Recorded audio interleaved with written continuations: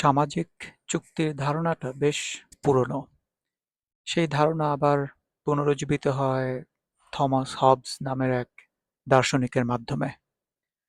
আর সেই চিন্তাটাকে আরো উন্নত করেন অনেক দার্শনিকরা। কোনো সমাজের সব মানুষ যখন কোনো সামাজিক চুক্তিতে রাজি হয়, তখন ধরে নেওয়া হয় সেই চুক্তিটা ফেয়ার, মানে সবাইকে সমানভাবে মূল্যায়ন করে। লেজিটিমেট মানে হচ্ছে রুল আইনসিদ্ধ হিসেবে স্বীকৃত, অথবা মোরালি বাইন্ডিং মানে হচ্ছে রুল সঠিক হিসেবে মেনে নেয়া।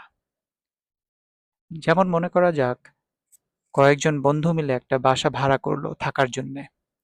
তখন তারা কিছু চুক্তি করলো, যেমন সবাই পালা করে রান্না করবে, রাতের 10টার পরে জোরে গান শুনবে না, বাসা ভাড়া সমান ভাগে ভাগ করবে ইত্যাদি।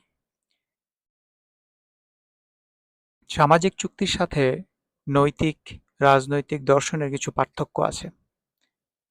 সামাজিক চুক্তির ভিত্তি হলো যারা এই চুক্তির অংশ তারা সবাই এই চুক্তিতে রাজি কিনা সেটা আগে দেখতে হবে। সেই রাজির কারণ যার যার নিজ নিজ যুক্তি আর দর্শনের মাধ্যমে।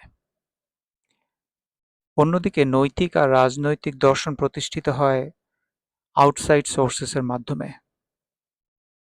যেমন প্রাকৃতিক আইন অনুসরণ করে প্রাকৃতিক হুকুম বা স্বর্গীয় হুকুম।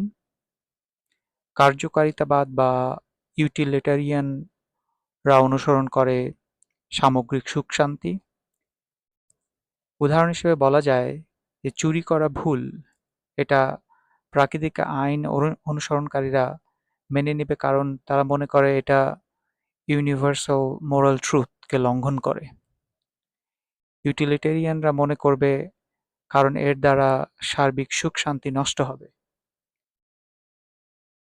আর সামাজিক চুক্তির অনুসরণকারীরা মনে করবে তারা এমন কোনো সমাজে বাস করতে চায় না যেখানে চুরি করা আইনসিদ্ধ।